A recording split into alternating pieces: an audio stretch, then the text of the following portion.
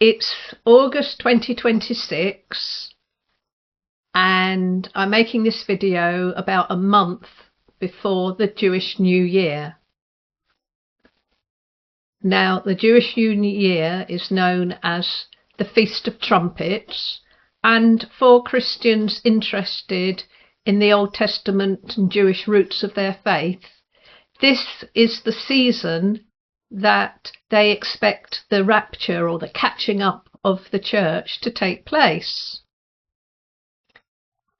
And some of you may well remember this time last year there was quite an excitement in prophetic circles on social media because a man in South Africa, Pastor Joshua, had asserted that the Lord had told him the rapture would take place that year at the Feast of Trumpets, which was September the 23rd.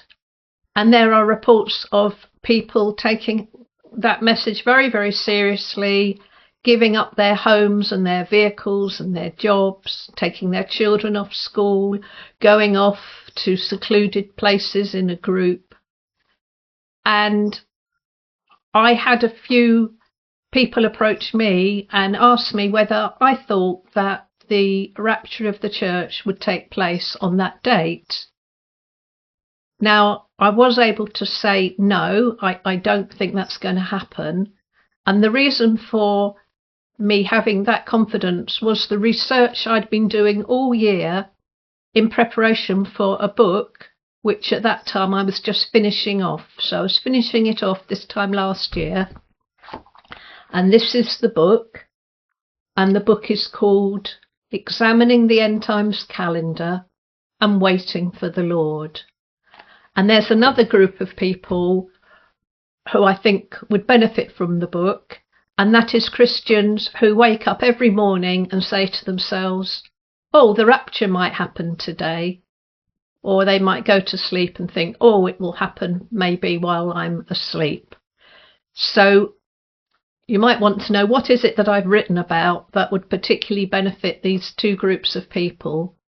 Well, I've tried to weave together the various clues in the scripture to give us a good framework in which to process different ideas. So one main aspect is the Jewish calendar, and I refer to the Essene calendar, the 70 weeks of Daniel, the 3 days of Hosea, the interesting calculations of Sir Isaac Newton, and many other themes are woven in and out of that to help people process different thoughts about the timing of the rapture. We know that no man knows the day or hour, but nevertheless we want to not waste our energies if there are clues which we would benefit from examining. And another aspect of my book is that I deal with how to wait for the Lord, because the wait is actually more important than the date. And that brings me on to the previous book I brought out, which you can see here, and that's The Rapture, Wise Up and Rise Up.